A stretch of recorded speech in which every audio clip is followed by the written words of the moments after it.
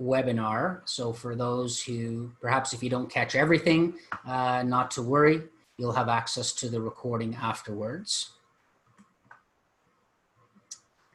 All right, so I'm just going to share my screen.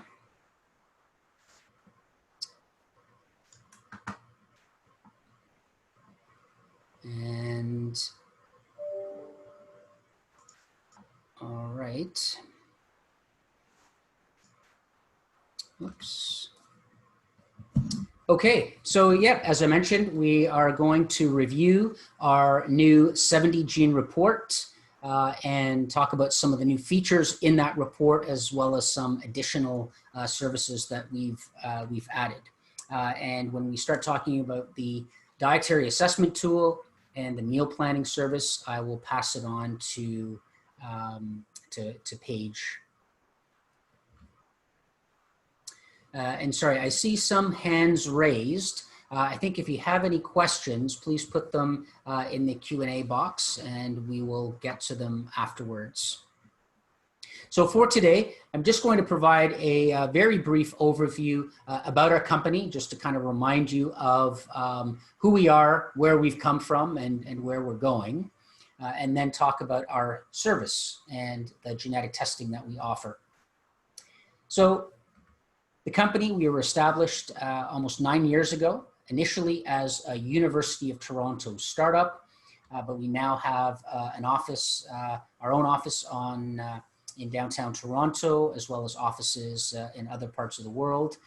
We were the very first company in the world to provide genetic testing for personalized nutrition only through healthcare professionals, so qualified nutrition professionals. So we are not available direct to consumer. And so we think that that's very important, because we believe that the most effective way of providing this kind of information and communicating genetic test results is best done through healthcare practitioners who can explain the benefits of testing, some of the limitations, and also address some concerns that some people have around genetic testing. So we currently have just over 8,000 practitioners in 35 countries. We also have exclusive distributors in specific regions in the world, as I mentioned, only through healthcare professionals. And in addition to our headquarters in Toronto, we do have an office in Chicago in the United States, in Australia, in the UK, and also in Brazil. So for practitioners in those regions, they can send their samples directly to our office in that area. And we also have a lab both in Canada as well as the United States. And lastly, our reports are available in currently 8 languages, but we're constantly adding additional languages as the requests come in from practitioners in different parts of the world. And those reports that are available in different languages are available to all of our practitioners. So I just want to touch on some of the things that make us different and unique. For a while, there really weren't that many genetic testing companies, but there have been many that have actually come and gone, some that are no longer in business, others that continue to pop up and have similar kinds of features. But and we've had some practitioners ask us for one of those tables where we do kind of a face-to-face comparison with other providers. And well, we don't really like to do that directly, because you can easily create a table that makes you look, the very best, which we believe we are. But we thought we would just kind of highlight some of the things that are unique and special to Nutrigenomix. And I think a big part of that is really the science. So if, our International Science Advisory Board really consists of the global experts in the field. We conduct the science, we do the original research. It's been really kind of interesting to see how some of the science that we've developed has been misinterpreted or miscommunicated. So we feel that understanding the science, understanding the subtleties, and understanding the application of it is really very important. For example, we've published studies on possible genetic modifiers of certain health outcomes, but we've shown that while those genetic markers are associated with a health outcome, none of the dietary interventions are actually modifying that effect. So you cannot really provide personalized information for that. So sometimes it's surprising to see how some of that research is misunderstood and misused. We are the only company that funds original research. So not just research at the University of Toronto, but research at other universities by independent investigators, because we believe that it's crucial for the science to be replicated.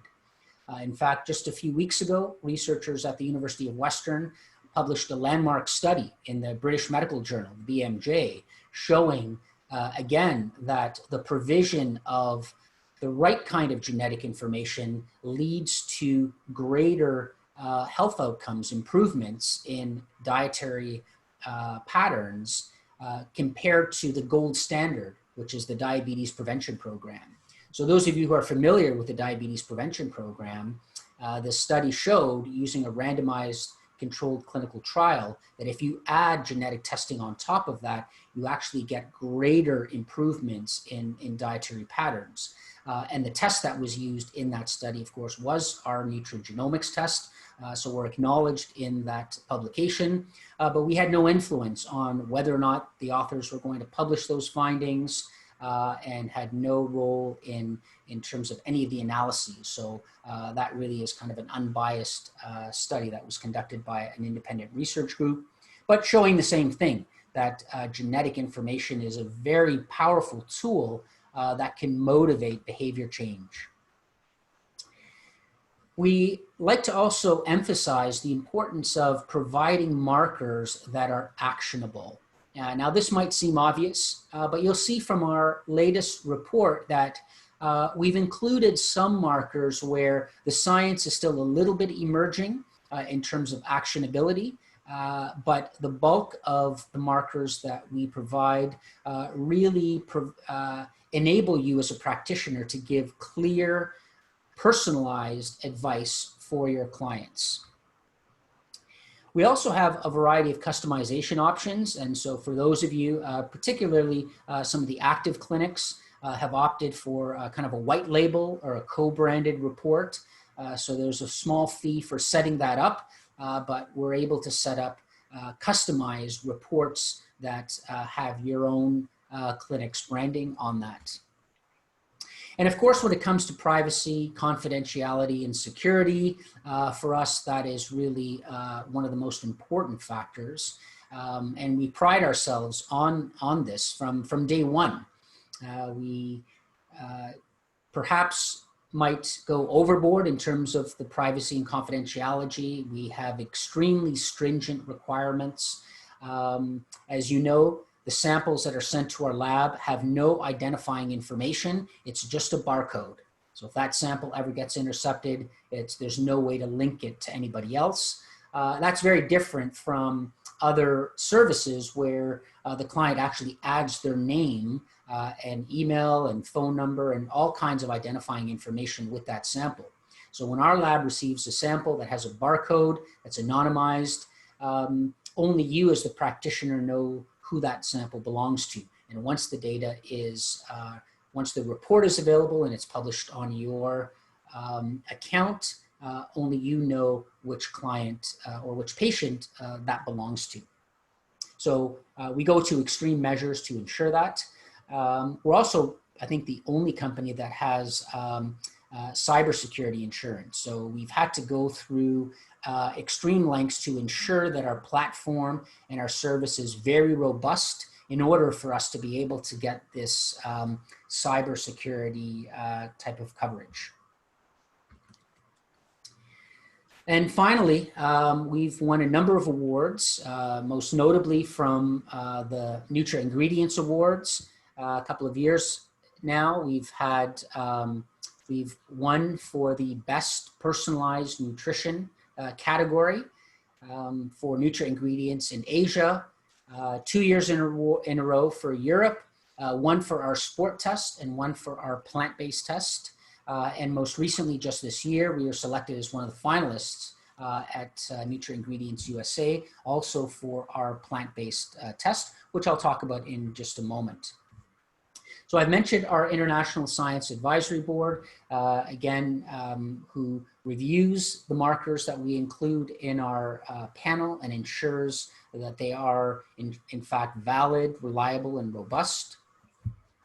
These are some of the members of our team, and I'm sure perhaps many of you have had email communications with various members.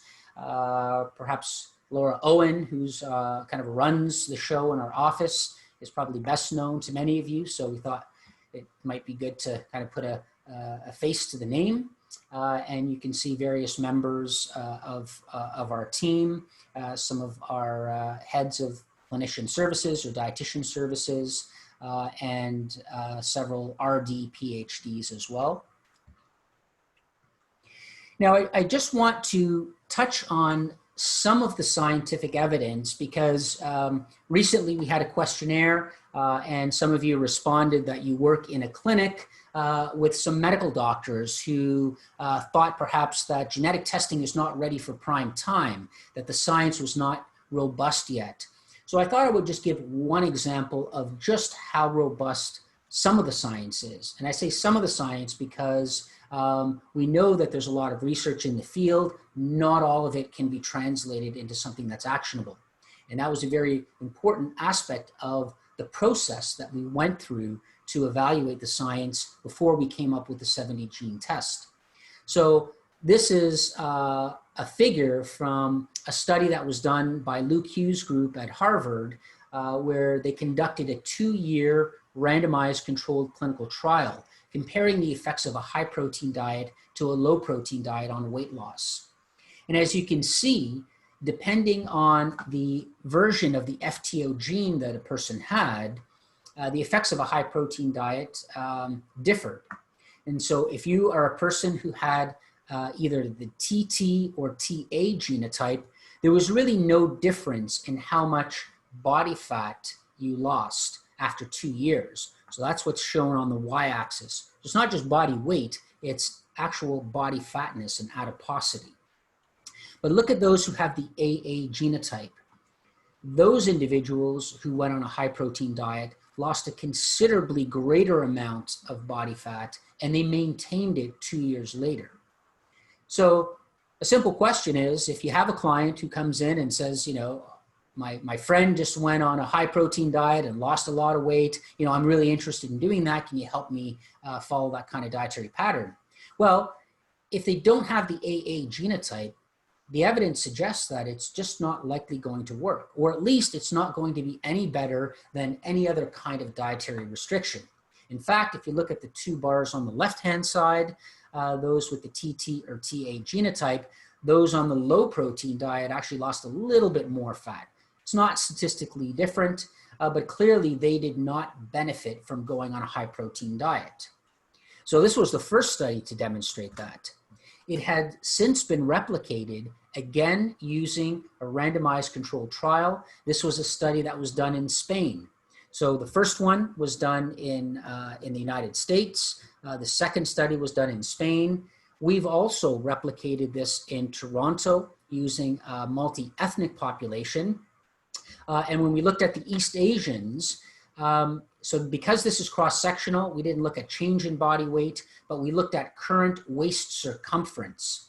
And you can see here, remember the AA genotype, that's the group that benefits from going on a high protein diet. Save like $200 a month.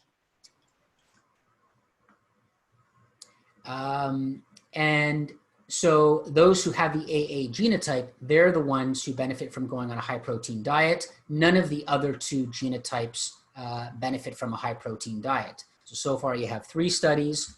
More recently, just several months ago actually, this group, also from the United States, did a short-term, just a 4-week hypocaloric diet comparing a high protein to a low protein diet.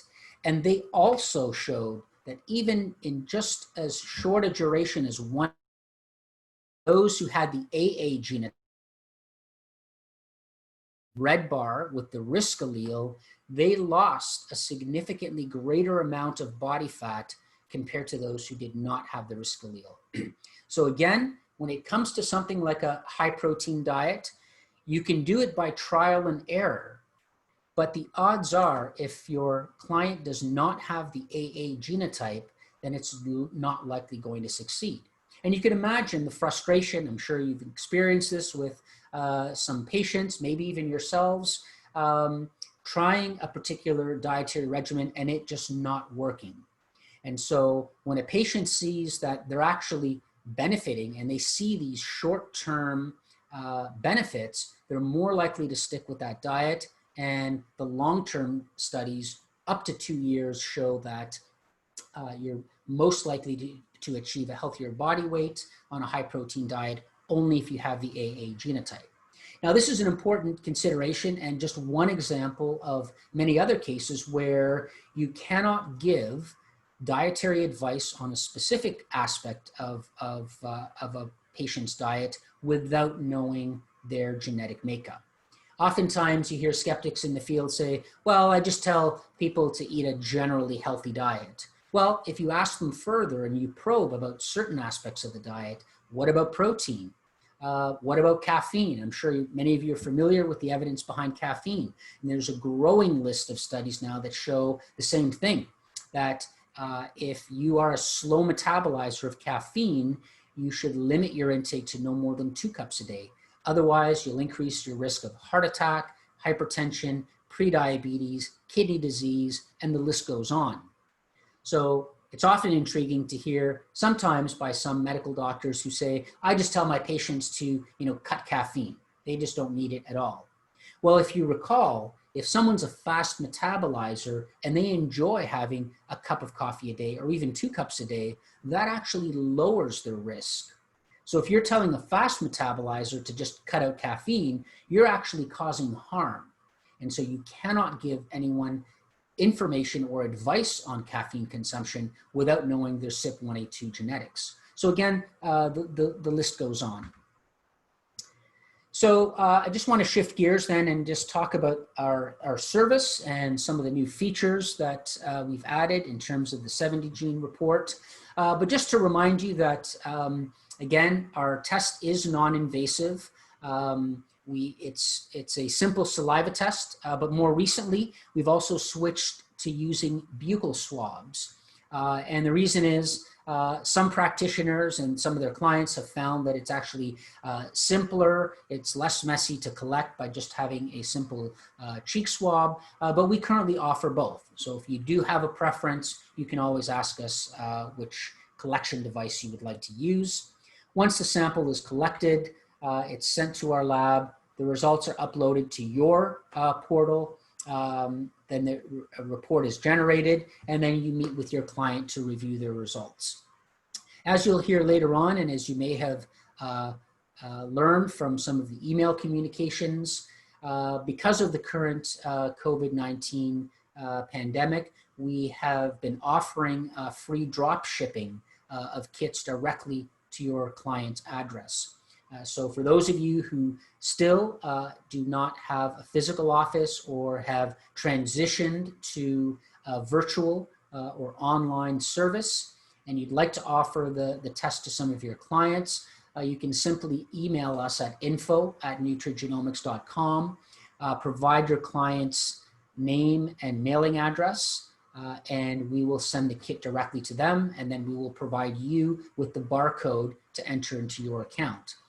So this service is currently free, available at no additional cost to you in Canada, the United States, Australia, Brazil, and maybe a couple of other countries. In other regions outside of that, there is a nominal fee just to cover some of the courier costs, which are greater for sending samples to certain countries. But again, we're making this service available at absolutely no additional cost, and that's available at least until the end of the year, at least until December. We'll assess the situation as the end of the year approaches, and if there is still a need to maintain physical distancing, we will extend that complimentary service. So turning now to the new 70 gene report, just as a reminder, When it comes to the summary of results, we've tried to keep it simple so that your patient and client can understand quite simply what they need to do. And we like to focus their attention to their risk, or for their report, it'll say your risk. And the results are either generally typical or elevated. In some sections, of course, we have enhanced or diminished.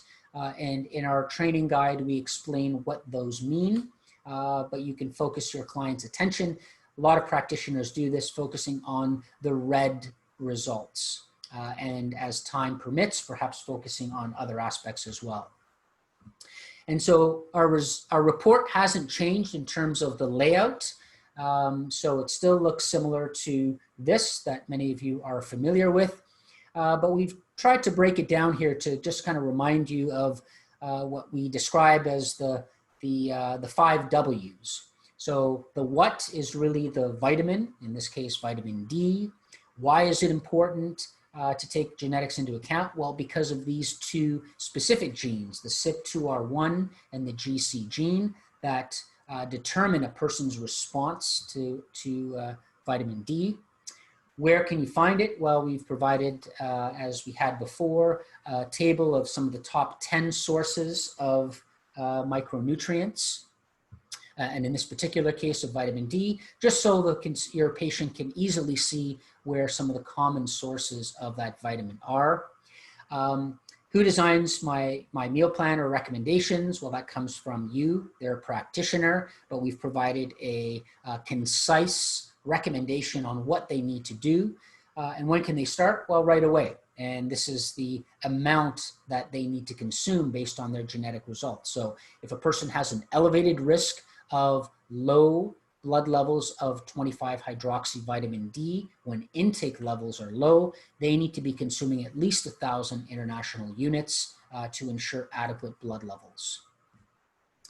So our new 70 gene report has a new cover, but again, similar layout and similar design.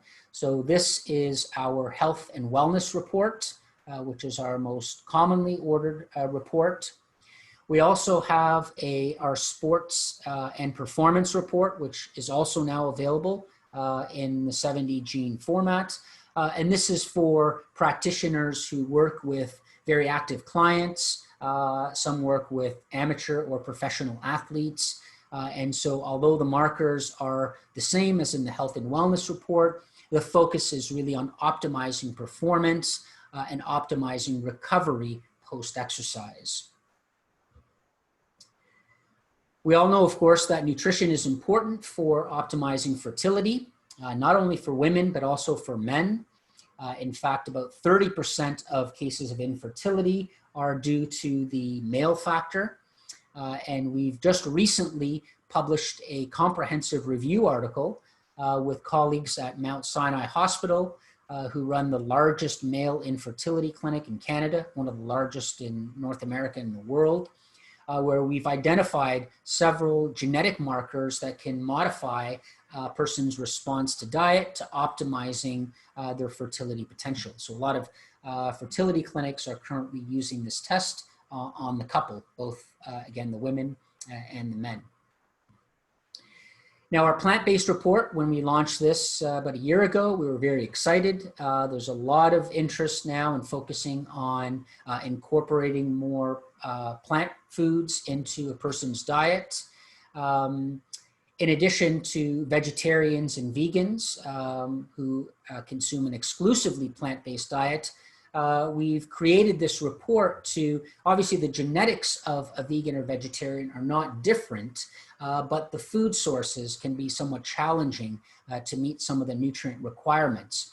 Most notably things like vitamin B12, sometimes iron, and sometimes protein. So in those sections, we did not want to list foods that come from animals because we want to respect those people's choices for being vegetarian or vegan. And so we know that a person who needs to up their intake of iron, for example, they're not going to eat a steak. In fact, having a picture of that can actually be quite a turnoff. And since we're all about personalization, we felt it's important with the growing trend of plant-based eating to, again, respect people's wishes and to provide them with information that they can actually use. What are the food sources of iron? How can they achieve their B12 requirements, especially if they have elevated risk of B12 deficiency?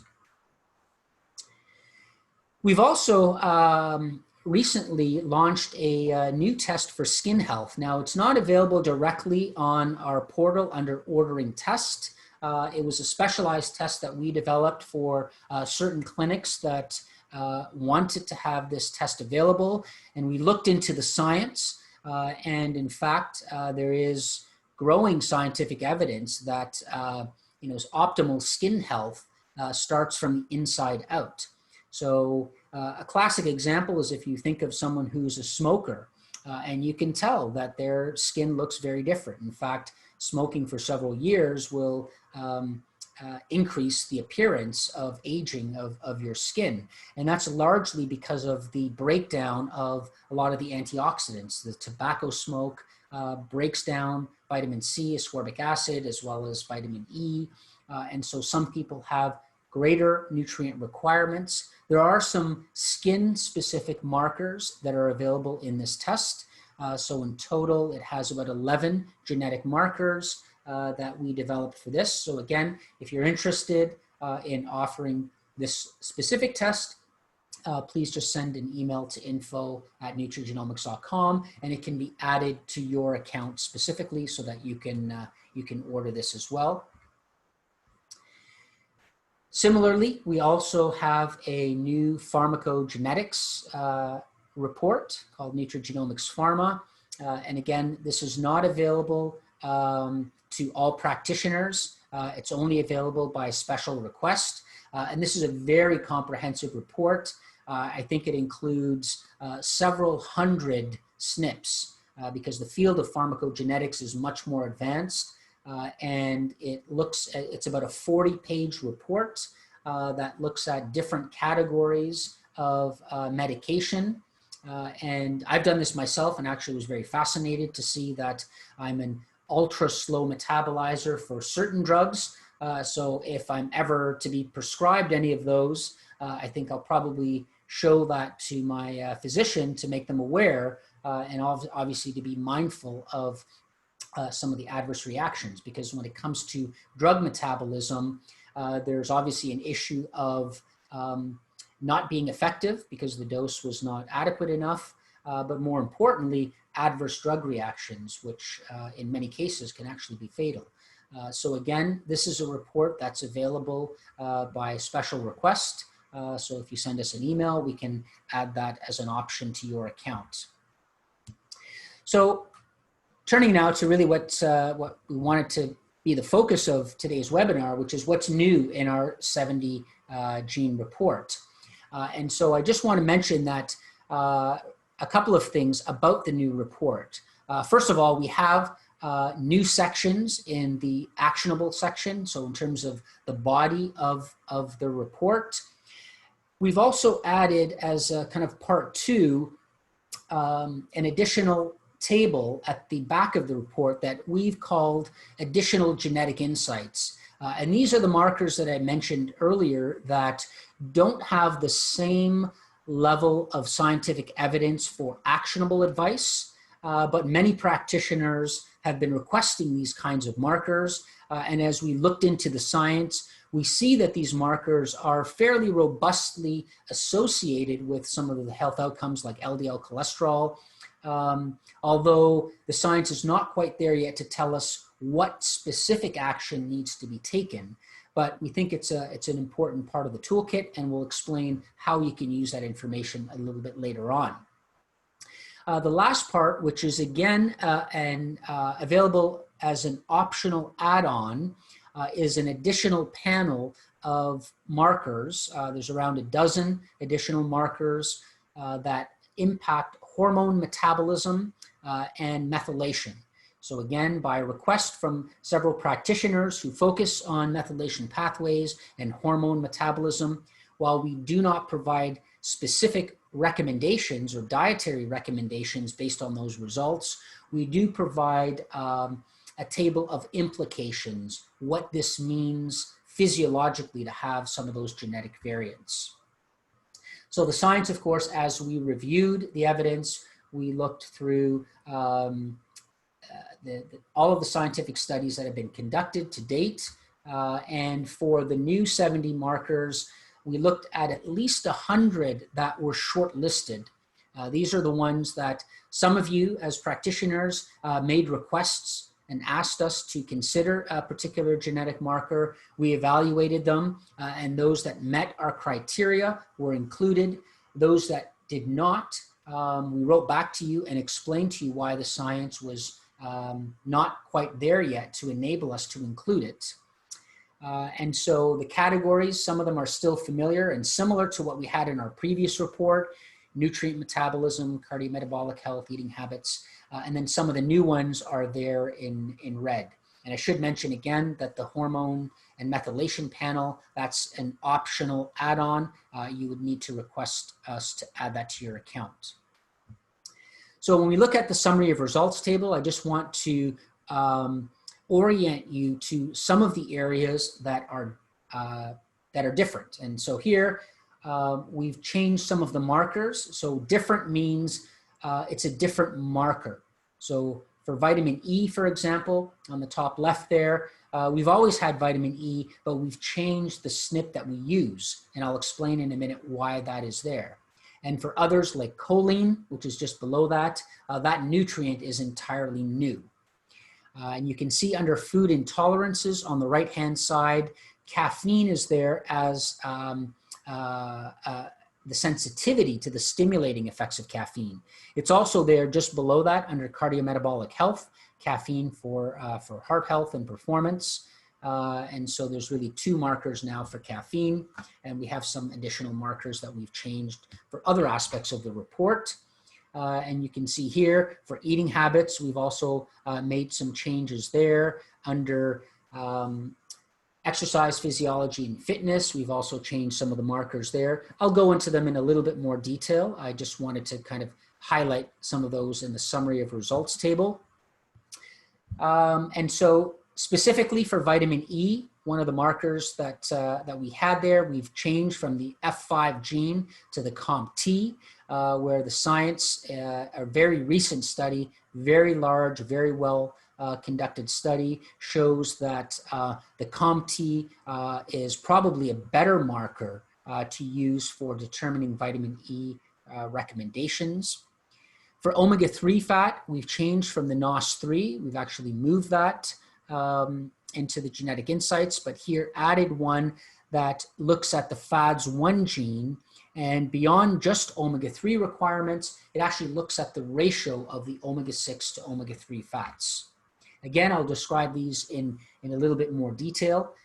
Under eating habits, we've moved starch metabolism, so the AMY1 gene has now moved to the genetic insights section, and this is largely due to a study that was published in the American Journal of Clinical Nutrition, the largest study of its kind, the most robust, very solid evidence that suggests that it might be difficult for us to be able to make specific recommendations on starch consumption based on a person's AMY1 genotype.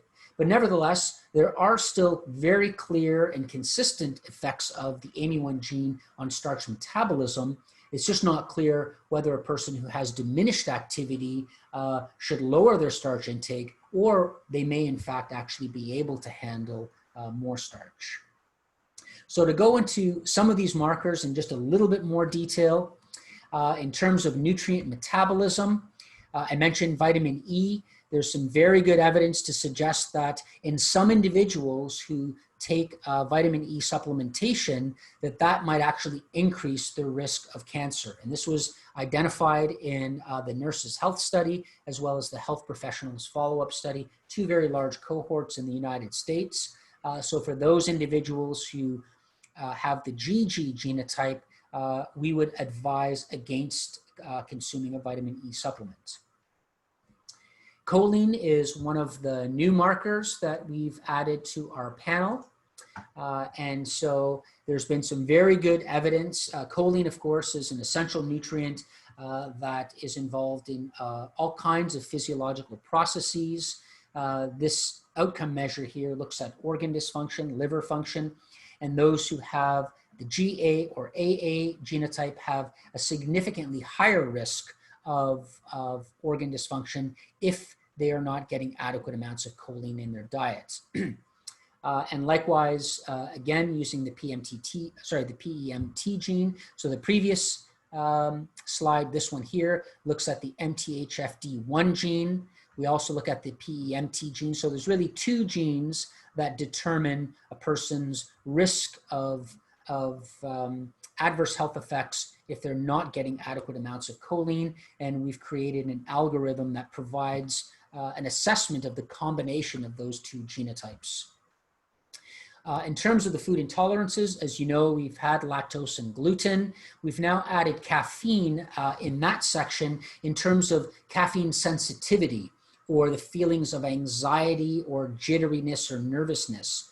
So you can see here, some people who consume a caffeine pill, those who have the TT genotype experience greater levels of anxiety, jitteriness, and nervousness. This is something that some people actually are aware of themselves because they've determined that by trial and error. But for some who perhaps might not be aware, this is also associated with sleep disturbances and insomnia.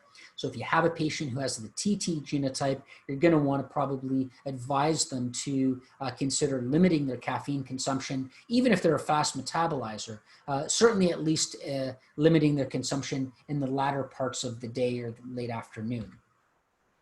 In terms of cardiometabolic health, as I mentioned, our omega-3 section, we've switched to looking at the FADS1 gene that takes into account the combination of omega-6 to omega-3 fats. So if you're a carrier of the C allele, have the CC or CT genotype, you're going to want to make sure that you're not consuming too much omega-6 fat. So these are the fats that are found in things like corn oil or safflower oil. So you want to make sure that the ratio of omega-6 to omega-3 is not too high. Otherwise, that will impact your HDL cholesterol levels and it will decrease them, which is not a good thing. As you know, of course, HDL is the so-called good cholesterol. We've also added a marker for physical activity and HDL cholesterol. Obviously, physical activity has all kinds of health benefits beyond just HDL cholesterol. But for patients who are specifically looking to improve their lipid profile, if perhaps in their annual physical, it looks like they have low HDL, if they have the TT genotype, then they're likely to, or even the CT genotype, they would benefit from either moderate or vigorous physical activity compared to those who have the CC genotype. So those who have the CC genotype, while physical activity has all kinds of health benefits, HDL is not one of them.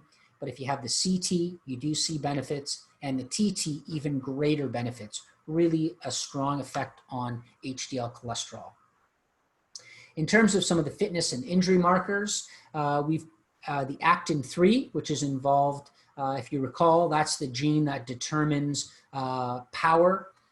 So one can be either ultra, if you have the CC genotype, you have the ultra power performance. Likewise, you are able to recover quicker after exercise. But if you have the TC or TT genotype, you're at a higher risk of greater muscle damage after exercise. This is shown here on this graph with serum creatine kinase. Also on this graph with serum myoglobin. Again, the carriers of the T allele have a higher risk of muscle damage after exercise. So this obviously means that they need a greater amount of time to recover. And there are obviously other strategies that they can employ to also reduce the extent of muscle damage and to maximize their recovery.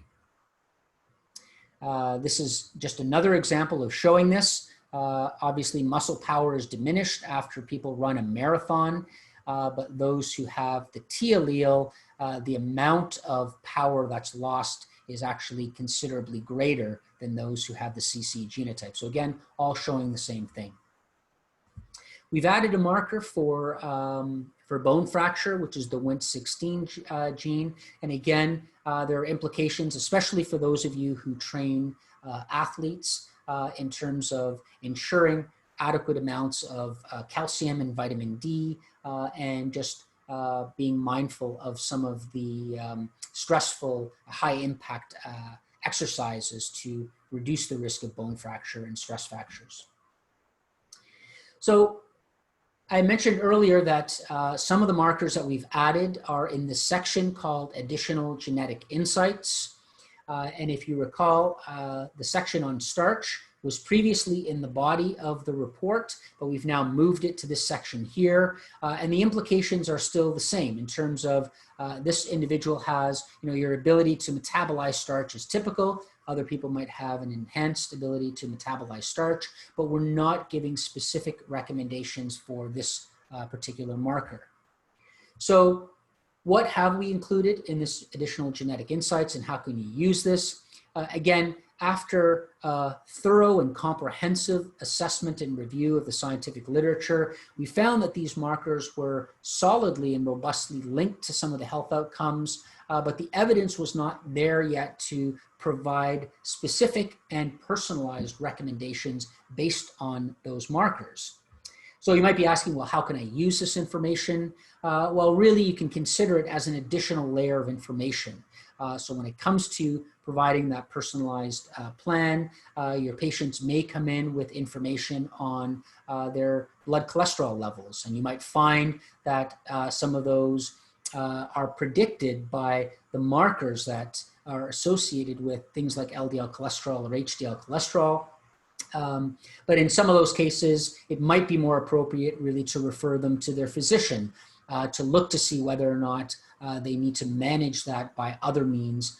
Or you can perhaps look at some other general dietary strategies, things like the portfolio diet that has been shown to improve blood lipids, even though the science has not yet shown that people who have those elevated genetic risk markers benefit more from following those more prudent dietary recommendations. And so in terms of some of the science, I'll just go over some of these briefly, just in the interest of time. So for the cardiometabolic health, this is just one example of a gene that's associated with LDL cholesterol. Those who have the CT gene have higher LDL, TT even higher. What we don't know yet is what kind of dietary strategy can help mitigate that risk and lower that. But as I mentioned, perhaps prudent dietary recommendations could be useful, and perhaps additional screening and monitoring of that person's LDL cholesterol, it puts that on their radar. Likewise, there's another marker that's associated with HDL, and in this case, it's lowering HDL, which is not a good thing, and you're going to want to keep track of their HDL cholesterol. The last section then is really that hormone and methylation section, which I mentioned is an optional add-on. There's a small nominal fee. I think it's an additional $50 for having this panel of about a dozen markers. This is what it looks like. The top section is focused on hormone metabolism. The bottom section is on methylation. And again, this can be treated similar to the additional insights section, where it provides you with additional layer of information on your client's metabolism. And so again, the focus areas are on estrogen metabolism and clearance. There's some that are involved in detoxification, as well as the methylation pathway. And again, using that similarly to the genetic insights. So this takes me to the end of my section on the new 70 gene report. Again, in the interest of time, we just wanted to give you really a high level overview of the science. As Paige will mention in a moment, our plan is to provide more frequent webinars and have more targeted webinars focusing on specific actions, and perhaps we'll try to make some of those a bit more interactive as well to enable you to have a live discussion. So I'm going to stop sharing my screen now, and I'm going to pass it on to Paige. And I am making Paige now the host. So Paige, whenever you're ready, you can share your screen, please.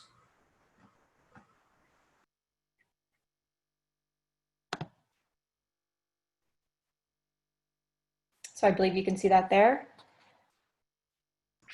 Yes, thanks, Okay. Paige. Perfect. So we just wanted to mention too that we are seeing that there are quite a few questions in there, and thanks so much for sending those in. And please feel free to keep asking questions and we will address those at the end. My name is Paige McDonald and I am one of the manager of clinician services here at Nutrigenomix. And in this next section, I'm going to be reviewing some of the new features, which includes the dietary assessment questionnaire or the food frequency questionnaire, which I will refer to as Dietary Assessment Questionnaire or FFQ. We will also look into the meal planning service, some practical tips when offering Nutrigenomix in your practice, how you can offer the test virtually, as well as some new features of the new website.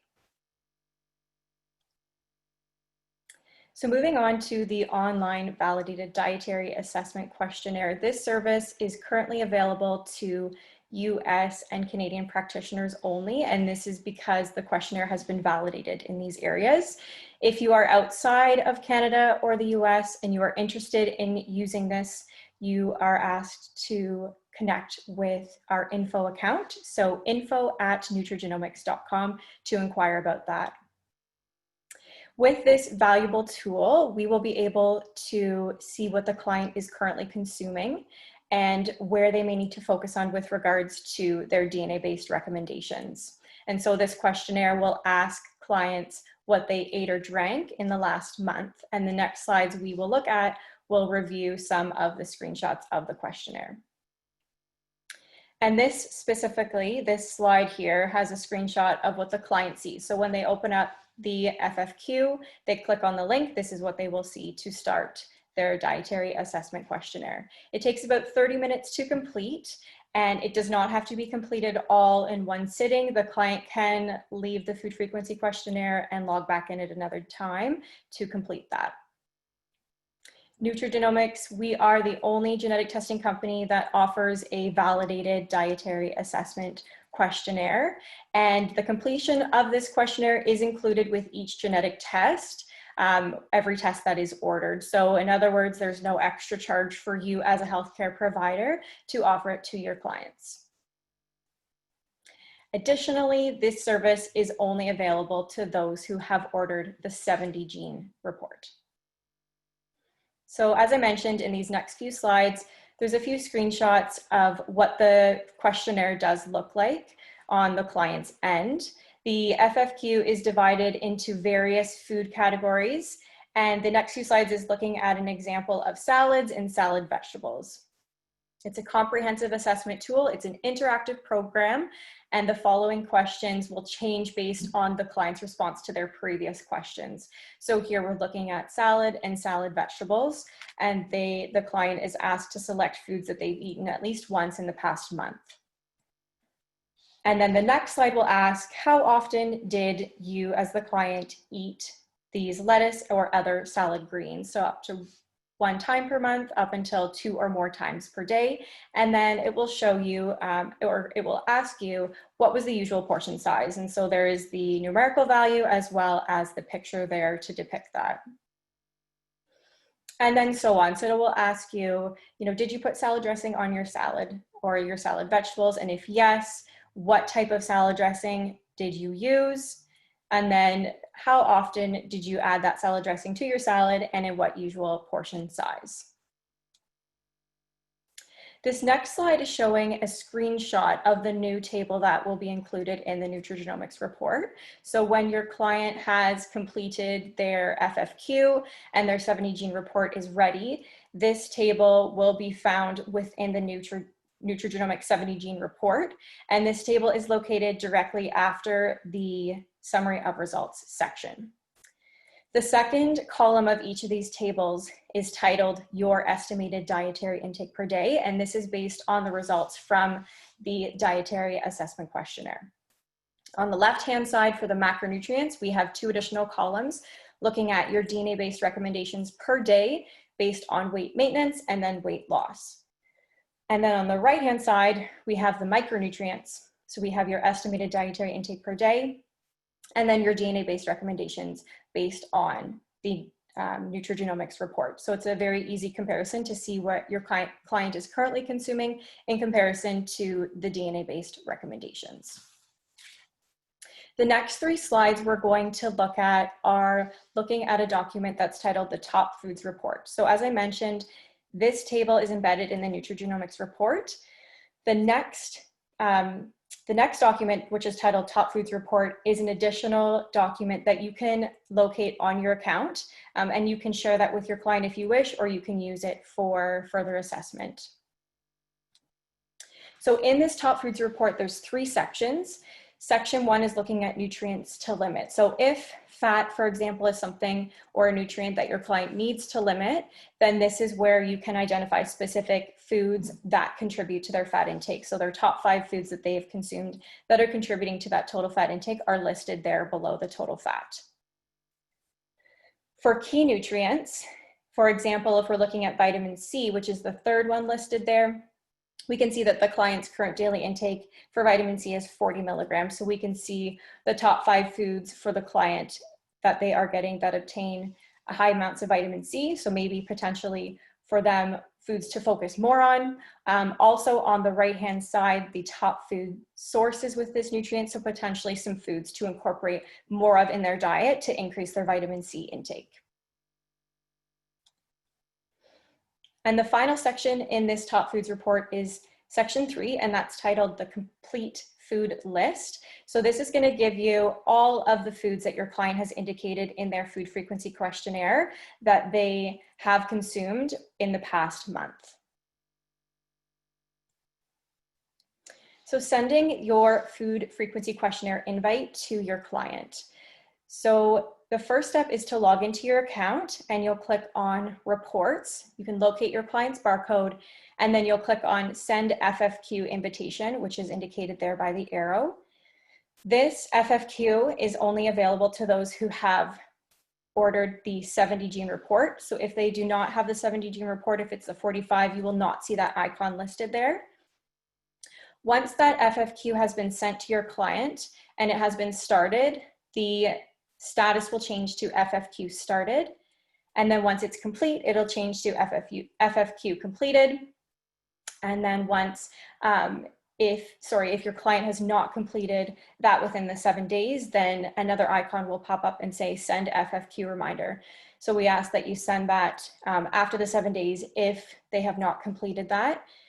If the FFQ is not completed within the 12 days, then that dietary intake and DNA-based dietary recommendations form or table that I showed you in a previous slide, that will not be included in the 70 gene report. So now we're going to move on to the meal plans. So we have partnered with Eat Love to create DNA-based meal plans, and we are the only company that offers truly customized DNA-based meal plans. The platform is an interactive web-based program. So the client can log on using their computer, or they can use an app. With regards to the creation of the actual meal plan, our in-house dietitians, so myself included, are the ones that will create the meal plan for your client.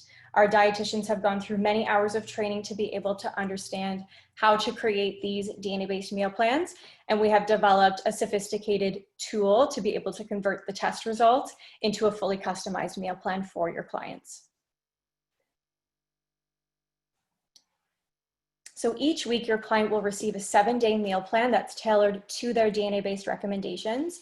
And here is an expanded view, which shows 5 days for your client, 3 meals and 1 snack. A really great feature about the program is being able to swap out any of the recipes. So if your client receives their meal plan and wants to switch anything out, they can do so by clicking the swap icon.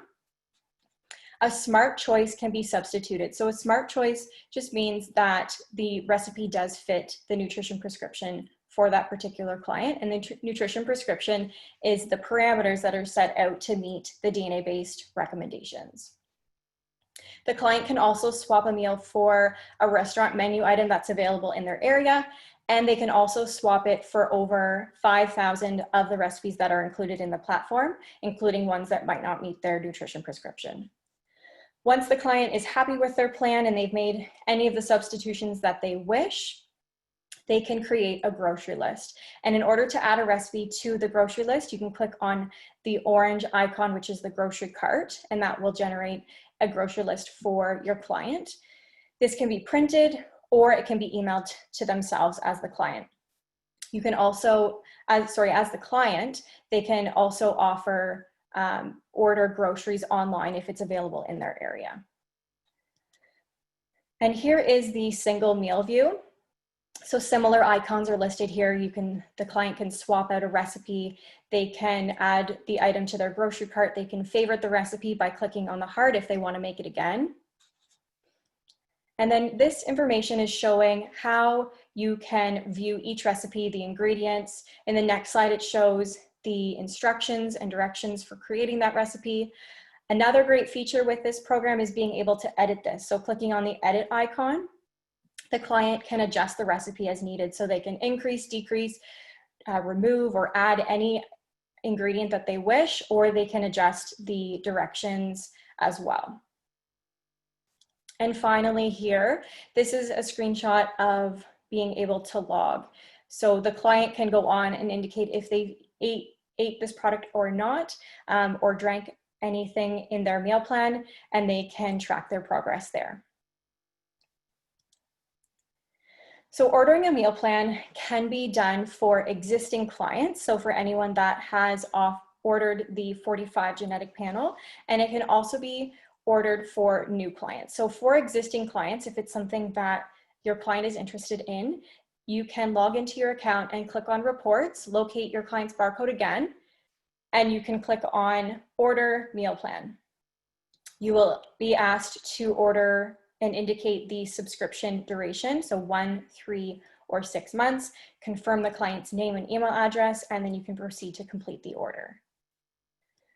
With regards to the new client, you can indicate here whether you would like the 6, 3, or 1 month plan. Once the order is placed as the practitioner, so yourself, a meal plan intake form is sent to your client, which is to be completed by your client. And answers to this form, as well as your client's Nutrigenomix 70 gene report or their 45 gene report, we will take this information and we will generate the meal plan. The client will receive an email from one of our in-house dietitians notifying them on the steps to log in to access their meal plan. And as a practitioner, if you'd like to access your client's meal plan, you can request the login information from your client to be able to log into their account, which allows you to view the nutrition prescription and the meal plan and make suggestions to your client. So in summary, we have the dietary assessment questionnaire and the meal plans now that offer further customization of DNA-based recommendations for your clients. We're now going to move into some practical tips for offering Nutrigenomix in your practice. So the first one listed there is explaining what the test entails to your client prior to purchasing so they are aware of what information they will obtain. So showing your client a sample report allows them to see exactly what information they could receive in their report, so they're aware of what information and what the report will look like. The second tip there is focusing on the areas of interest to your client. So what are your client's goals? Are they wanting to focus on areas of weight management or perhaps food intolerances?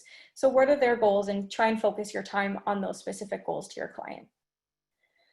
Is there anything or any information that stands out to you based on your assessment? So for example, perhaps your client may be following a plant-based diet, and although they didn't specify that vitamin B12 is something that they're wanting to focus on, it may be an area that you want to look into further if they have that elevated risk for a vitamin B12 deficiency if intake is inadequate. Look at their current intake for vitamin B containing food, B12 containing foods, looking at potential supplementation, or looking at blood levels. And have any? That's okay.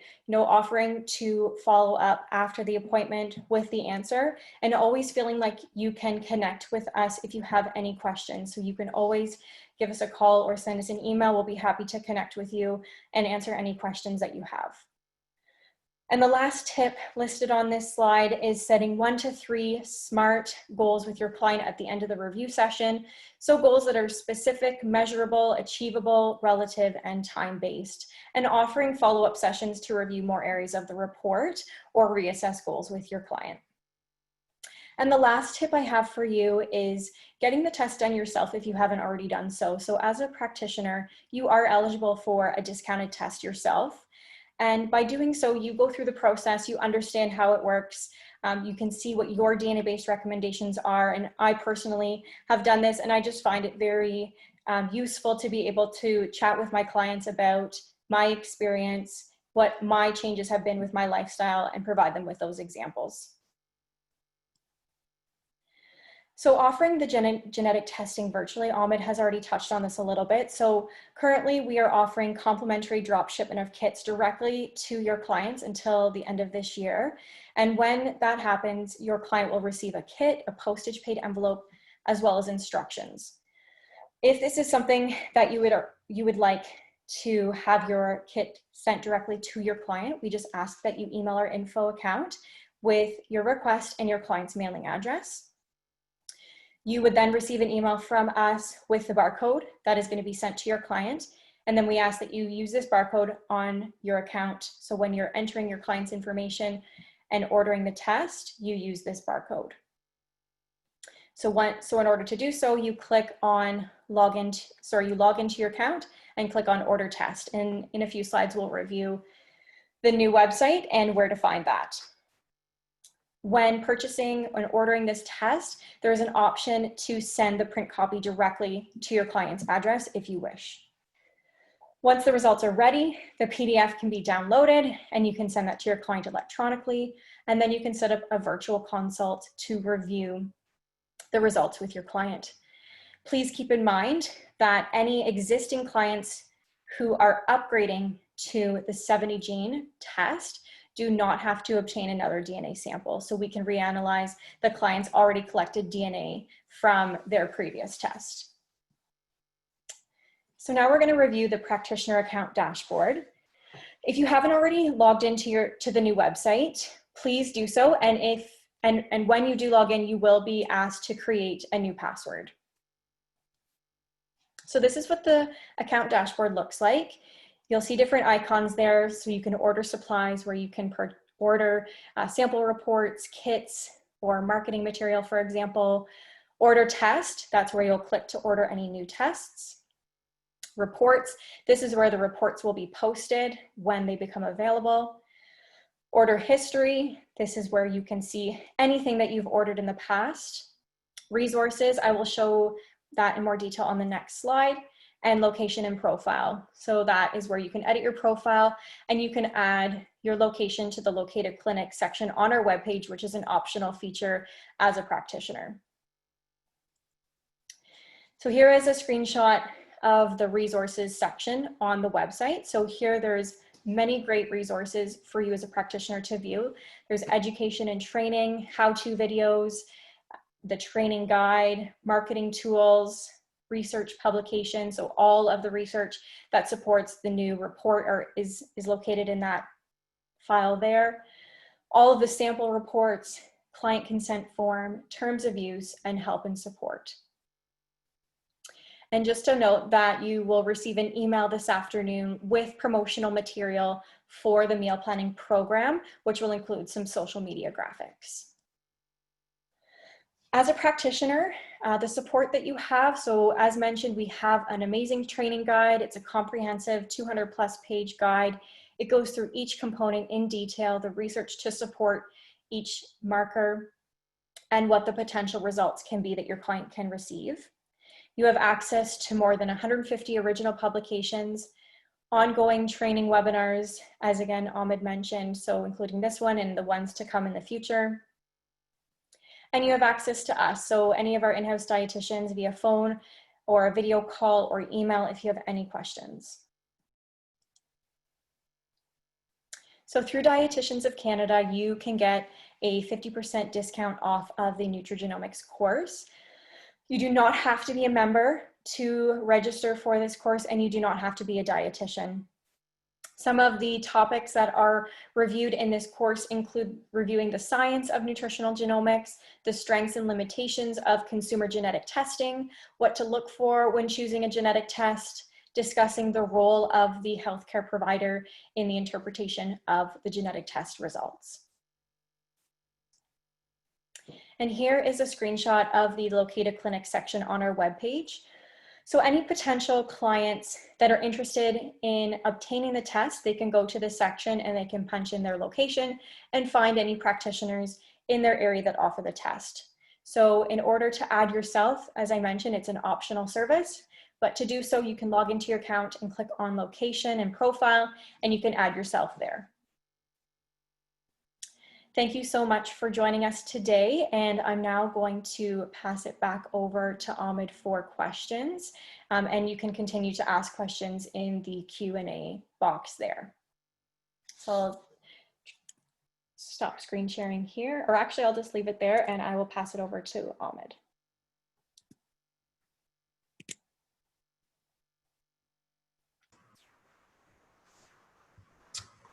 All right, thanks very much, Paige. And yeah, we've just been going through, a few of us have actually been going through the questions.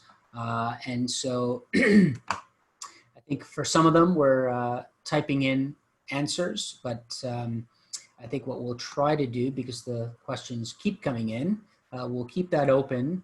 I'm just going to look at some of the questions that are easier or quicker to answer live. I think people should be able to see the ones that are answered. Tried to make them all public so that everyone can see the questions. So yeah, I'm just going to go through some of them because others might have the same kind of question. One is asking about the cost of the practitioner and the cost of the patient.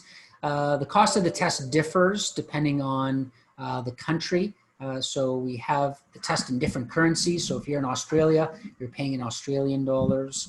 And so the best thing to do is if you've registered for an account, you should have received an email that gives you information on pricing. You can actually just log into your account and click on order test. And you will see that. But because we have promo codes and different promo codes for different countries, if you're not sure of the current price, please send an email to info@nutrigenomix.com. Another question here is the hormone metabolism panel useful after menopause, or is it mostly of those during the fertile years? So the answer is it can be used after menopause. In fact, we do have clinics that do that because their patients are on hormone replacement therapy. So especially if they're on HRT, that is something that could be of importance and relevance for them. Okay. So one question here is, I'd like to know, as these are small studies, will the markers change to more accurate markers with more information? Do you have patient case studies on how the test has benefited? So first of all, in terms of patient case studies, because again, we are not direct to consumer, we don't keep direct we don't have testimonials from actual end users because we don't deal with them directly.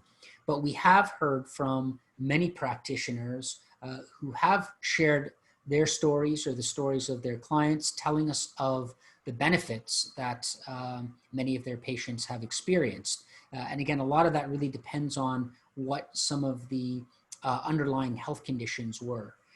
And in a number of cases, we've actually heard from practitioners tell us that they've had other unintended benefits or unexpected benefits. So they had a patient who came in and they were basically concerned with weight loss, but they've had issues with low energy, fatigue, and it turned out that they had the elevated risk marker for low iron status. And in addition to focusing on weight loss, the practitioner helped them ensure that they're getting adequate amounts of iron, and then all of a sudden they felt that their energy levels improved. So again, by focusing on eating according to your genetic or metabolic needs, oftentimes one sees all kinds of unintended benefits and consequences of that. Now, for the first part of that question, in terms of markers changing, the marker that we had previously for vitamin E was pretty robust, and it still is strong. It's just that this additional marker now, the evidence is even better. Keep in mind that in the absence of any genetic markers, we're giving recommendations that are one size fits all, based on science that does not take into account how people respond differently. And so with the earlier generation of scientific studies that have been conducted, we learned that we can provide more personalized advice. So we can stratify the recommendations. As the science advances, we can provide even greater personalized advice, either by adding additional markers, as we've done in this case. We've added another marker for the endurance algorithm, which gives us even stronger predictive ability. We've added another marker for caffeine that complements the previous marker. So again, as the science advances, we can give better, more personalized advice. Now, a person might say, well, I'm just going to wait until you have all the science. Well, I'd be waiting a very, very long time, right? Because we have millions of genetic markers. We are continuously improving our ability to predict response. But having the current panel, even having the previous 45 gene panel, or for those of you who are familiar with our very first 7 gene panel, that was much better than just no genetic information. And so again, as the science evolves, we'll be able to add those additional markers to further fine tune the recommendations that you're able to give your clients.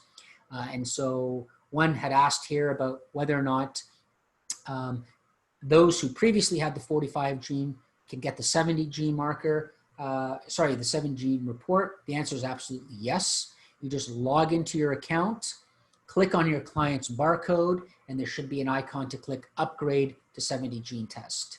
And again, as Paige mentioned, your patient does not have to come in to see you. They don't have to provide another DNA sample. We already have their DNA stored as a barcode, an anonymous barcode. So the lab gets an order for that barcode. It says we need to upgrade that to a 70 gene test, and then you get the report, and then you can email it to them. So again, it can all be done virtually. We're all getting much more familiar and comfortable now with Zoom meetings like this. And if your client does want a printed copy of the report, which makes kind of a nice keepsake, and they often refer to it more frequently when it's printed, you can tell us their mailing address and we will mail it directly to them. So there's no need for you to see your patient in person. So that was a question there that's been answered.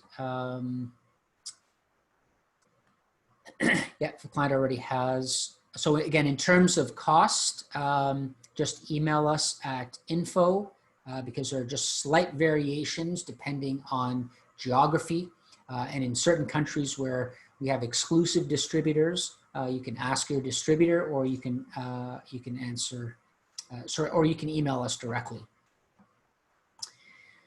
A question here, are the same markers tested for the sport and performance as the health and wellness test? And the answer is yes, and also the same for the fertility.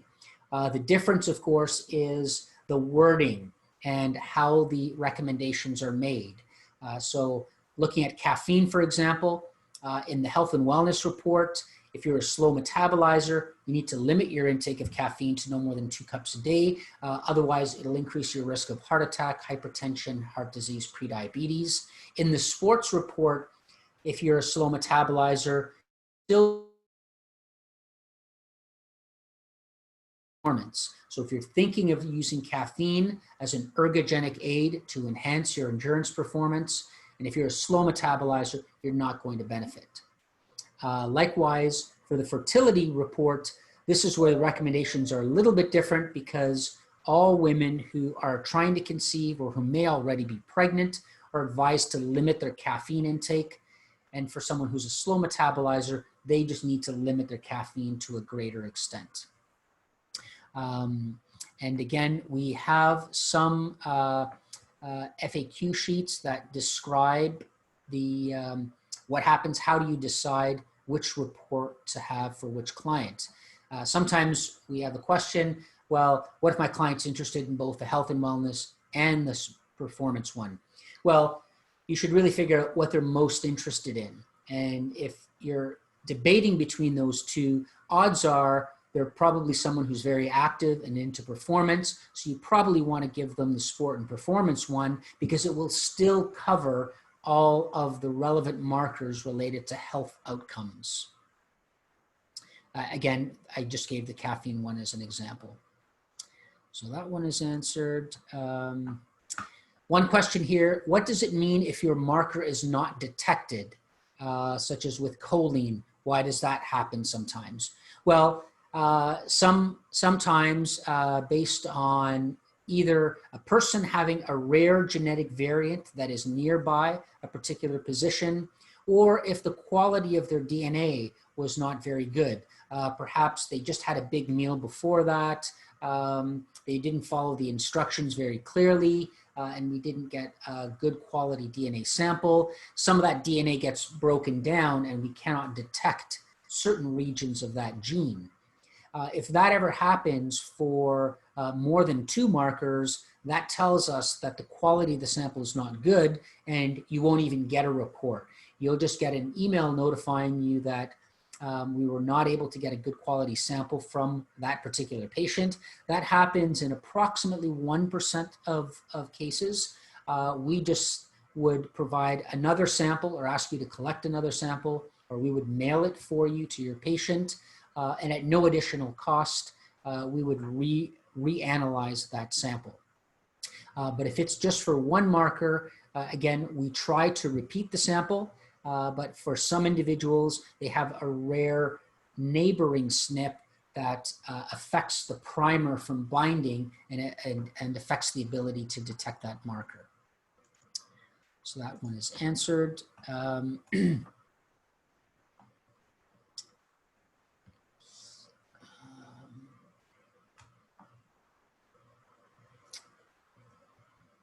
So one question here is, thank you for hosting, the most recent research, have you found a correlation between choline deficiency in the typical North American diet and a need for supplementation?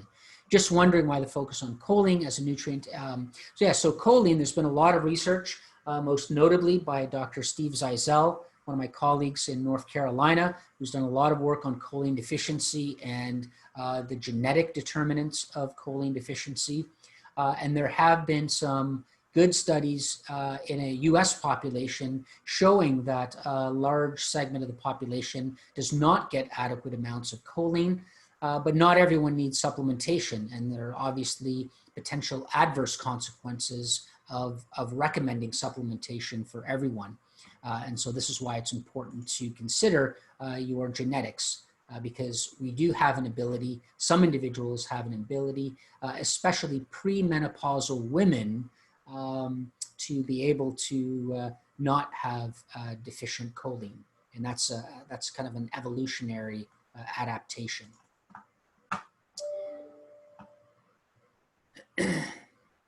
So one question here is, well, since dietary recall is notorious for being inaccurate, even 72-hour recall, how did you validate the food frequency questionnaire for a month? like to know the validation. So we'd be happy, and Pratipa, I see that's your question. Nice to hear you or see you on the call. This was work that was done by VioCare, and this is our partner for the dietary assessment. My lab at the University of Toronto has also done a lot of validation on food frequency questionnaire, and these are studies that are published in some of the top peer-reviewed nutrition journals in terms of the validation.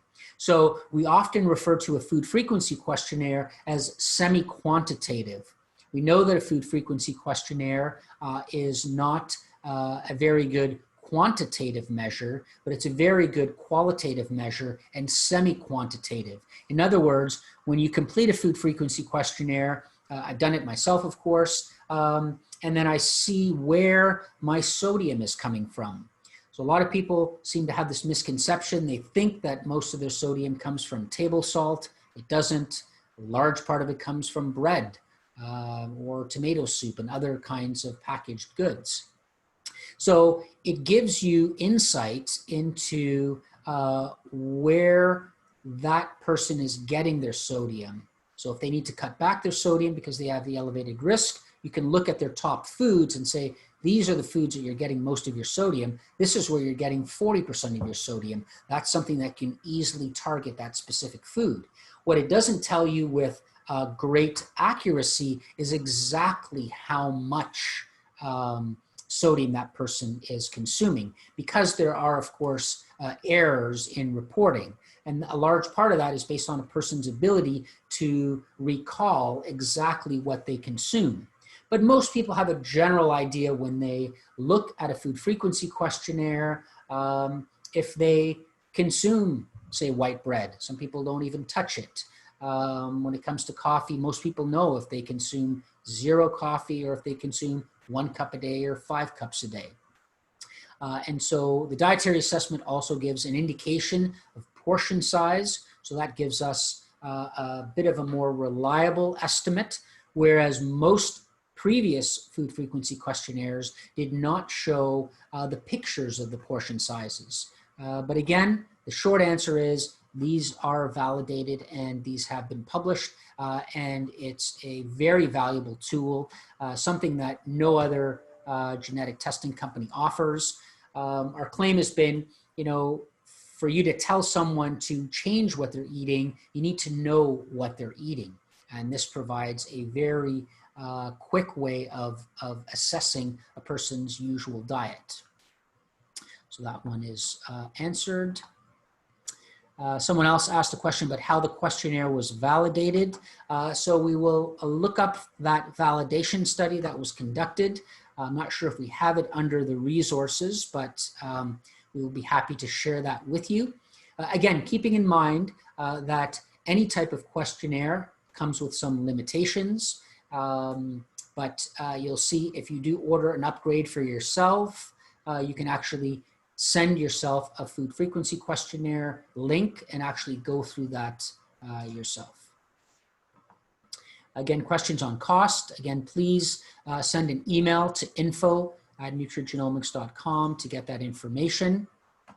One person's asking, what do you mean by validated assessment? Well, in the field of research, whenever we use a questionnaire, we need to make sure that it's valid. In other words, it's capturing what we want to capture.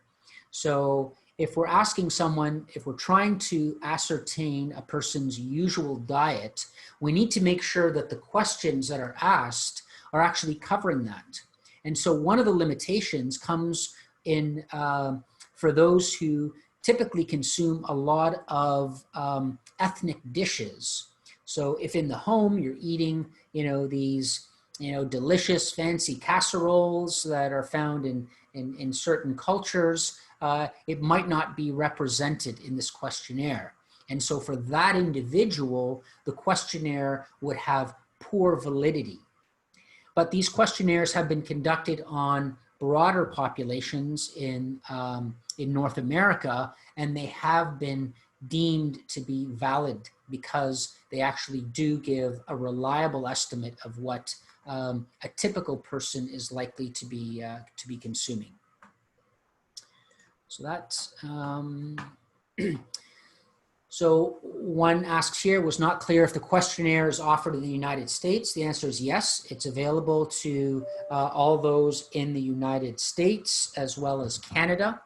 And I just want to mention here that, that the study that was, the validation study, this was done in collaboration with academics. So it wasn't just a company validating the study, and it was NIH funded.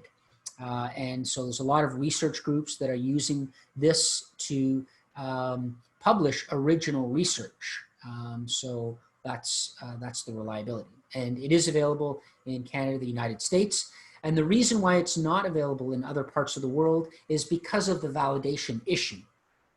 So when we think of even, the UK or Australia, and, they don't even call, French fries, they call them chips. And in some parts of the world, pita bread is referred to as flatbread. So even the questions might appear foreign to some people. Ketchup is called salsa in some places, whereas salsa is considered something different. And again, the availability of some ethnic foods in certain parts of the world make that the validity not as strong. And so until we do those validation studies in other parts of the world, for now, it's not available outside of Canada and the United States.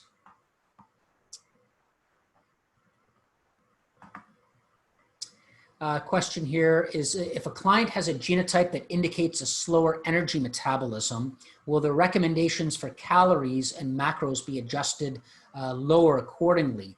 And so in the report, when, so now you're referring to the UCP1 genotype, some people do have genetically essentially slower metabolism. In other words, their basal metabolic rate is lower. And so if they're trying to lose weight, I believe they need to limit their caloric intake by an additional, I believe it's 15 or 20%. That's all in the report. It's also all in our comprehensive training guide. We have now over 200 pages.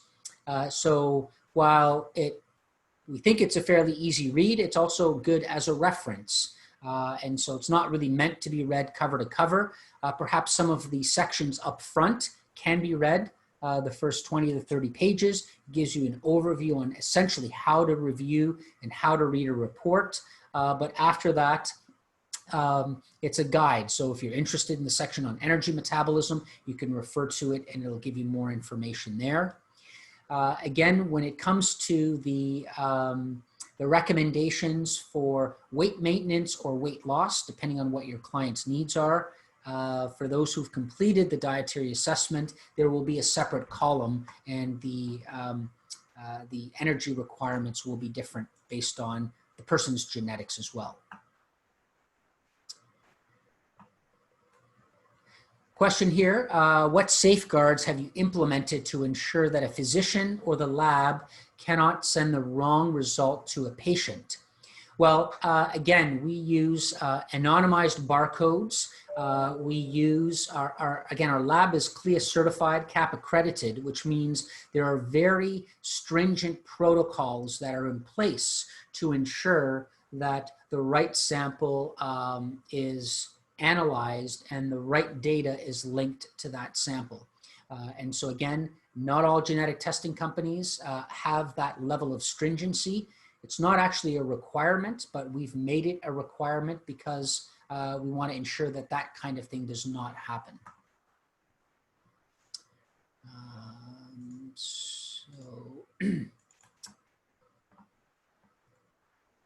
So a question, is there a training video to help clients understand how to use the meal plan?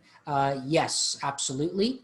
And so when you order a meal plan for your client, one of our in-house dietitians will send them an intake form, and they'll also send them a link to a video to help them understand how to navigate the platform so that they can learn how to swap out meals, how to indicate their food aversions or any kind of allergies. So it's a very, very easy, user-friendly platform.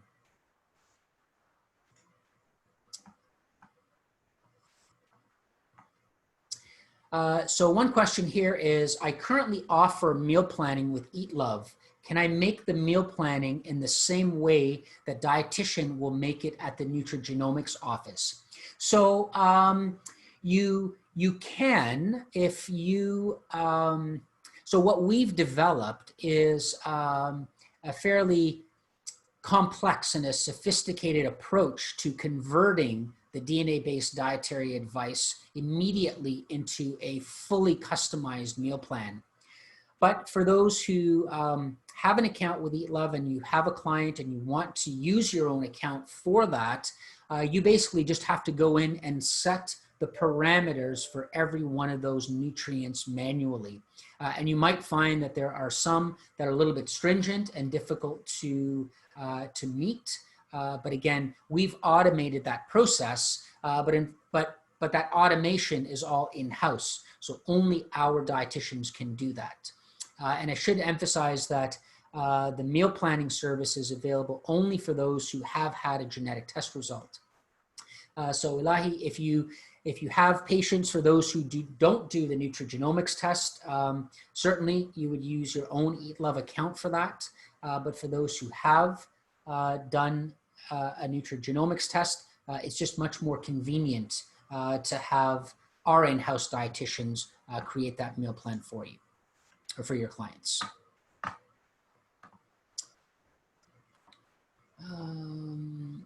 Okay, this is a long question, but I'm glancing over it here. So I'd like to know your opinion regarding the results from the study Food for Me, which demonstrated that there was no significant difference between the group that was advised according to their genotype and the group that was had general advice and not considering genotype. My question is about what we should do to make personalized nutrition based on our genotype applicable at the population level. Is it possible? And if not, what do we need to make it possible? Really looking forward to the genetic test. So I'm very familiar with the Food for Me study. I was involved on their advisory panel and I reviewed some of their publications. What that study did, and this was a study that was done in Europe, was give people personalized advice based on their preferences, and biomarkers. And then another group, personalized advice based on preferences, biomarkers, and genotype. And so what they did is they grouped all of those personalized groups and compared them to the control group and said that any kind of personalized advice is effective and that you don't need genetics.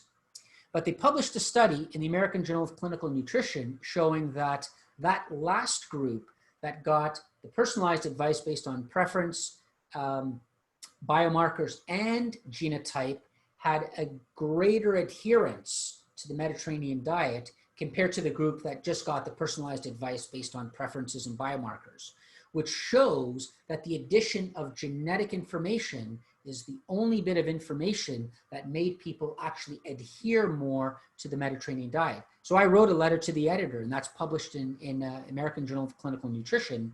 And interestingly and bizarrely enough, the authors responded saying, well, it was predetermined that we wanted to group all those together, and we didn't plan to look at that group separately. Well, if you didn't plan to, why would you even have that group separately? And when you look under clinicaltrials.gov, where they've registered that study, you see that their initial hypothesis was to look at that separately. Now, some have asked me, well, why would anybody want to hide that kind of information? Well, one of the researchers is a well-known population health advocate and public health nutritionist. So their view is genetic testing is elitist. We should not be selling tests to people to give them dietary advice. And that's a main bias that they have. And so they designed this study to try to mask the effects of genetics. But despite doing so, it still showed that having genetic information is adds a greater motivation and actually is more effective than not having genetics. And as I mentioned, just a couple of weeks ago, another study published in the British Medical Journal, highly reputable journal, showing that on top of the diabetes prevention program, which is the gold standard, if you give a Nutrigenomix test, which actually happens to be our test on top of that, you get the greatest level of adherence and the greatest efficacy. So again, maybe that relates to more of those who are following the research, and I'm glad to hear, Aline, that you are following the research and are aware of some of these studies. Question here, given the prevalence of digestive disorders, gallstones, acid reflux, constipation, to name a few, will Nutrigenomix be assessing genetic markers related to digestive hormones and digestive efficiency? Certainly when the science is there to enable us to do that, we will absolutely add those kinds of markers, but currently the current scientific evidence does not show which markers will enable a personalized diet to lead to improve these health conditions. But I'm glad this question was asked, because this is one of the examples that we've heard feedback from some practitioners that have said that, yes, my client initially wasn't, interested, they had some GI disorders, but they were just interested in doing this test out of curiosity. And for whatever reason, even though we didn't identify a specific food intolerance, as they improved their diet by sticking to their DNA-based recommendations, that actually resulted in some of these GI conditions just being improved.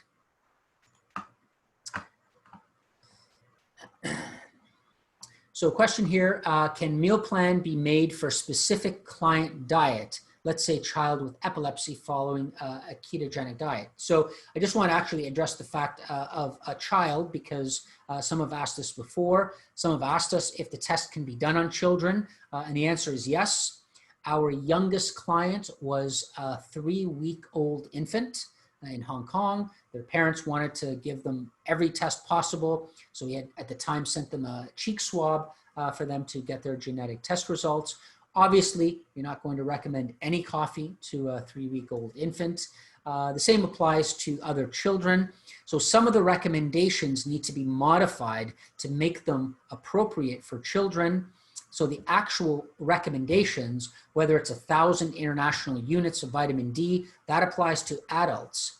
But if a child has an elevated risk, then you need to be more mindful of that particular nutrient. You don't want to actually give them the number that's in the report, because that's for adults, but their genetics is never going to change. If they have an elevated risk for low blood levels of vitamin D as a child, they're going to have that even as an adult. So you'll need to tailor your advice to that. Just going to make a change here quickly.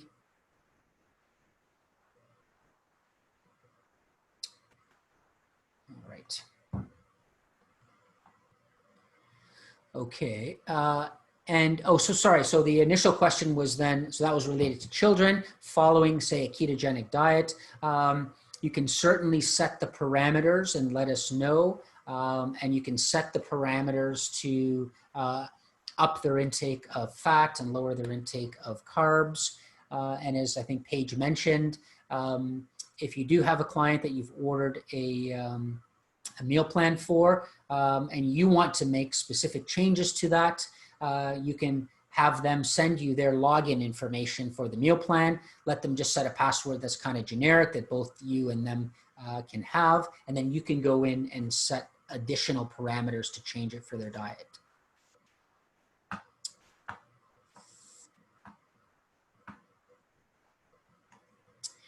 Question, how long are saliva samples good for? They're stable for months. And the same thing with the cheek swab. We have a stabilizer that's put in there.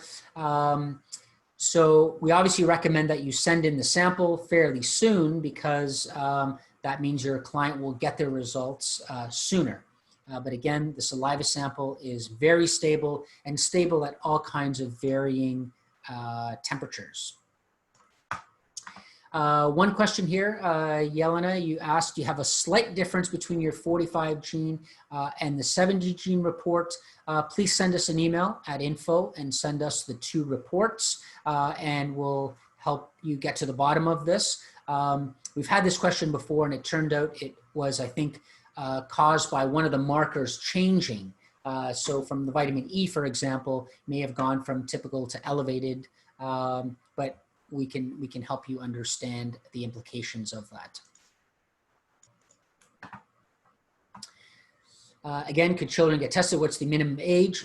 Minimum age is birth. And again, just keep in mind what the recommendations to the parents, that it shouldn't be the actual amount.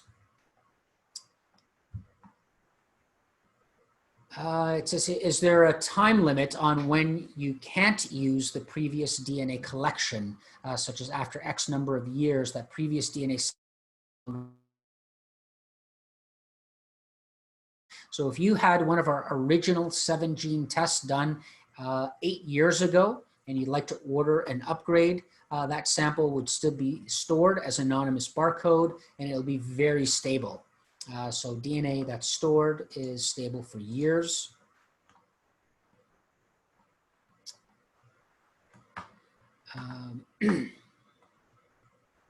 So again, someone asked about number of markers being unknown. If you had more than 2 markers, that should not be the case. You should email us, and we may need to, this is to Michaela, we may need to send your client a new sample.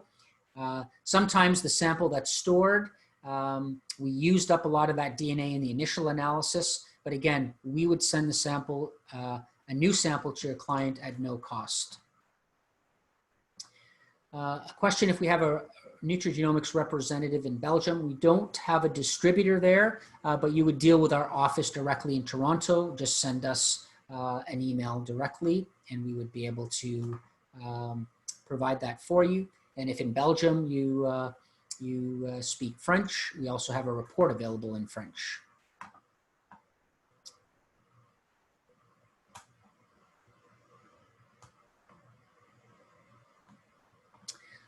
So one question here, Lahi is asking, saying that the mailing, the test swab packages to clients, the name and address will be revealed to the office staff. And as a practitioner, you cannot claim that the test is anonymous to the Nutrigenomix office. So how do we explain that to your client? So that's a good question. But the office staff does not analyze the sample. So it's done by our lab, which is actually in a different physical location.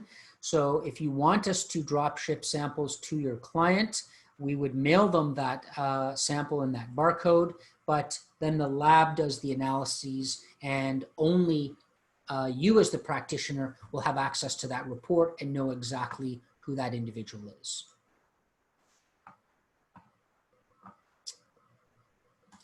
A question, what if some of the foods they normally consume are not in the food assessment? Again, that's something that you can discuss with your client and try to figure out, and that'll become obvious when you see that their caloric intake is too low.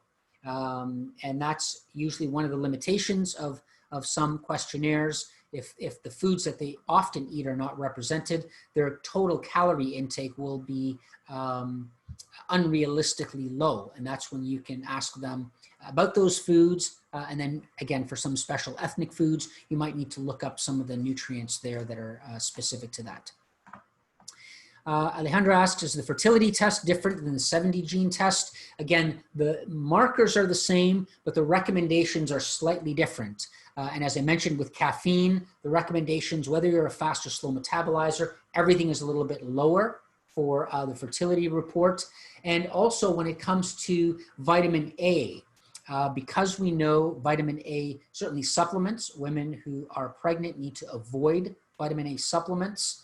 And so we have specific warning and additional messages around supplementation for vitamin A in the fertility report. But again, a person only needs one type of report. If they're most interested in fertility, it will still cover their health-related issues and even their performance-related issues afterwards if they want that. A question is, how many markers differ between the skin health and the hormone metabolism one? I don't think there are. You can, again, just email our office and you can ask for a sample report of both of those. I don't think there are any markers that overlap between the hormone panel and the skin health. There might be 1 or 2 markers, but for the most part, those are different markers. Again, if you have a marker that was undetected, It could just be that it was not available. And I should mention, I believe we added choline more recently. So it's quite possible that if your test was analyzed a bit earlier on, that the choline marker was not detected. You can just email our office.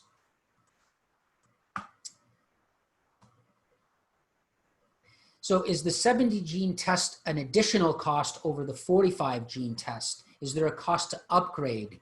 So first of all, the 70 gene test is the same price as the 45 gene test. So we haven't added an additional, we haven't raised the cost of our testing by adding those additional markers. So any test that you order now, it's the same price as it was for when it was the 45 gene test. What is different is if you had a client that got the 45 gene test and now wants to upgrade to the 70 gene test, we do have to analyze that sample for those additional 25 markers. So there is a small additional cost. Again, email our office or just try clicking upgrade and it will show you at checkout what that cost is. And there's no promo code for the upgrade, so you'll see the actual cost.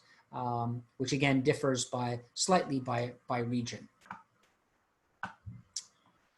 Question, what type of DNA analysis do you use? Next-gen sequencing or microarrays? We use candidate genotyping.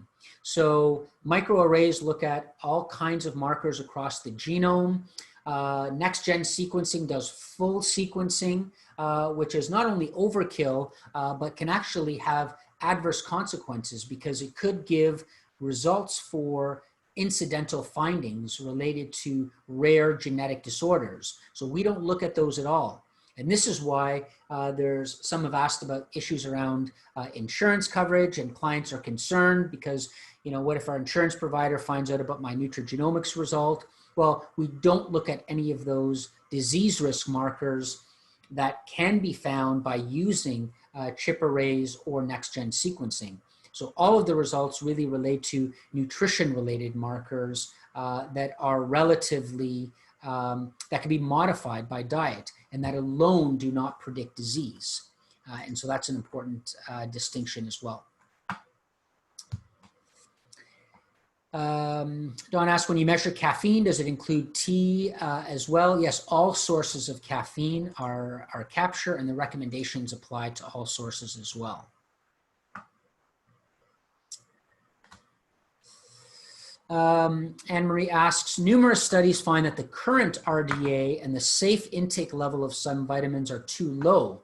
How do we address this? And if your recommendations are based on the RDA? Again, this is based on the scientific evidence. So we've done a lot of research on several micronutrients. One of them, like vitamin C, we do find that the RDA is in fact adequate, and that covers the requirements for almost 99% of the population. Whereas something like vitamin D is not. And this is where some might need recommendations that are above the RDA. So not all of our recommendations are based on the RDA, but it is based on the scientific evidence. And so that's how we make our DNA-based dietary advice. So I think we have just 2 more minutes. I think what we will do is try to, let me just see quickly if any of these I can answer here. If not, Paige, I think maybe you can just go through some of these after I have to leave. Nutritionist, I live in Brazil. Is it possible to translate the webinar into Portuguese?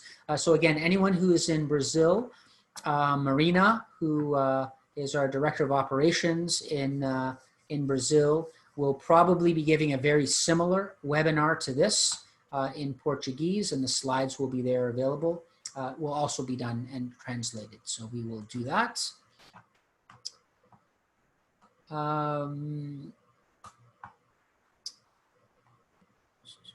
Oh, so Yelena, you ask about one of the differences between your 45 and your 70 gene is your endurance response. And that is because we've added an additional marker. So we've now added one new genetic marker that the science has shown can identify a small segment of the population that previously were considered typical, but now actually have enhanced endurance. So hopefully that makes more sense in terms of what you've actually experienced yourself. Any questions about non-alcoholic fatty liver disease? No, we don't have that yet. We have some colleagues that are doing research in this area. There's a question, is there a possibility of a client to upload previously done genetic testing like Ancestry or 23andMe? We can do that, but it will be what we call a Nutrigenomix light version because Ancestry and 23andMe data do not have all of the 70 genetic markers. I believe there's maybe a handful of markers that are missing, but we do offer it at a reduced price. But with the recognition that you will get a number of markers that are undetermined. So again, if you're interested in offering, having your client upload their Ancestry or 23andMe data, just send an email to info and we will provide that. A question, can you upgrade the 7 gene report? Yes. If you had a test way back when we first launched and it was the 7 gene report or even the gluten report, yes, you can yes, you can upgrade that to the 70 gene report. How long does the lab keep the DNA samples for, and why did the lab keep the samples? You can request to have a sample destroyed, and we will do that, but we keep them indefinitely. And again, it's an anonymized barcode. It just has, the lab just has a barcode, and this gives them an opportunity to upgrade when new tests are available, and it makes it cheaper. So to upgrade to a 70 gene test is about 1/3 of the price, roughly $100 compared to roughly $300 for a new test. So that's the benefit of keeping the sample stored. But again, if you do want to have your sample destroyed or your client does, you can request that. And we have had some people make that request. Can a nutritionist order the test or only a physician? And does insurance cover it? A physician is not required. So if you are an authorized provider, in other words, if your account was approved with us, then you can, that means you can order the test for your clients.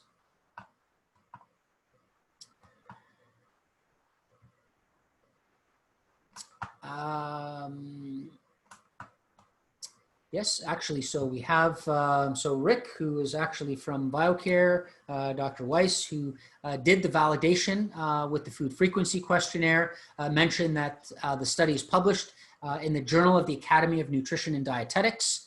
And the validation was done with Ohio State University, comparing the FFQ with 6 24-hour recalls and using the NDSR. Again, high-level validation study. We'll try to get those papers and get those to those who are interested in that.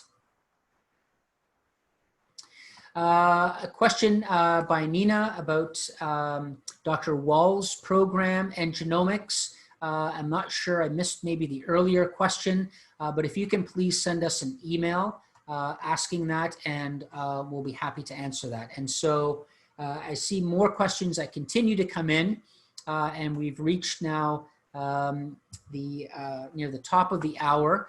I would very much love to be able to answer all of these additional questions, but if we don't get to them, please do send your question to info@nutrigenomix.com, and we'll be happy to answer them. Very quickly, someone's asking if we test for BRCA1 and BRCA2 for breast cancer. We don't, because those are disease-causing genes, and for various reasons, we do not test those. Question around mental health. Again, some people do, some practitioners who have patients that are struggling with various mental health, whether it's depression, anxiety, or other mental health issues. Many nutritional factors are known to impact mental health, and patients do find that as they eat according to their genetics, that many of those issues do in fact improve, although we certainly don't want to make any claims that this is any kind of treatment for that. Okay, and then just quickly,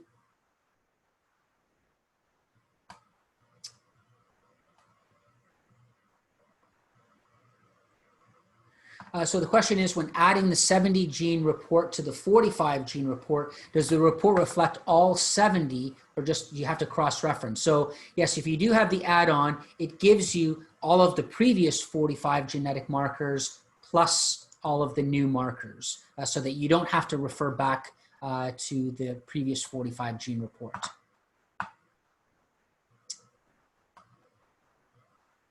Let me just see here. Are the reports and meal plans available in Spain, in Spanish? The 45 gene report is available in Spanish. We haven't yet translated it fully into the 70 gene report, but it is currently available as a 45 gene in Spanish. The meal plans, however, are just in English.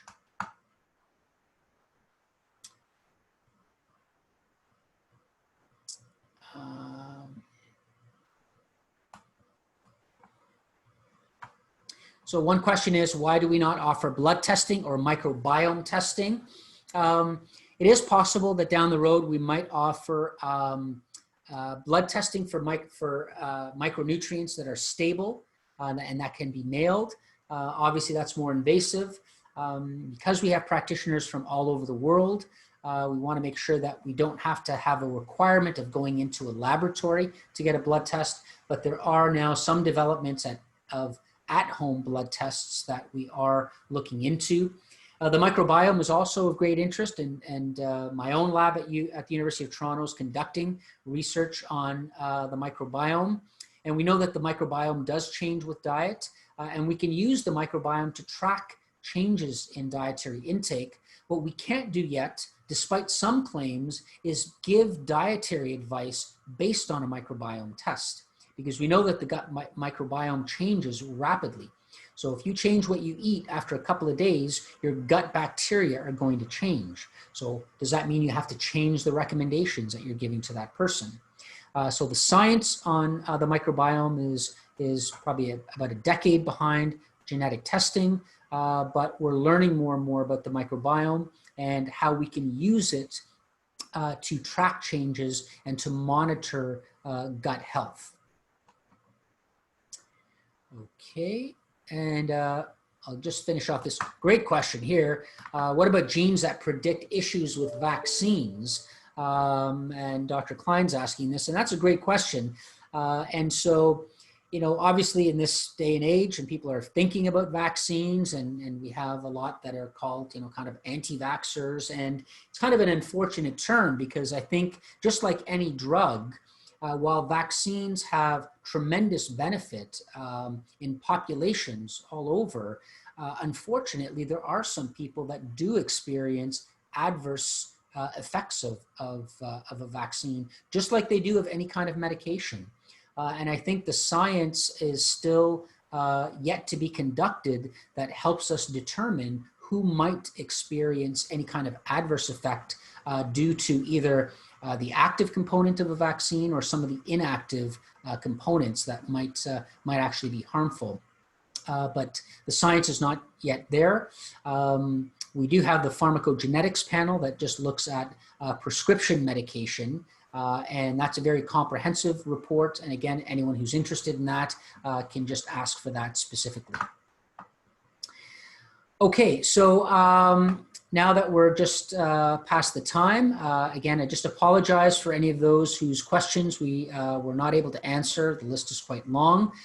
Please send an email to info@nutrigenomix.com, and we will look through the rest of the questions, and hopefully in our follow-up webinar, as we give one perhaps in a couple of weeks' time, we'll try to incorporate some of the questions or address some of the questions that were not answered to the group where we think it might be useful for others. So on behalf of Paige, the rest of the team at the Nutrigenomix office, just want to thank you again for tuning in and shortly after this webinar, we will be sending you some additional information for some social media tools that you can use to promote the service to your clients and make them aware of the upgrade, the meal planning service, and some of the additional features. Okay, so thank you all for your attention and have a wonderful rest of the day.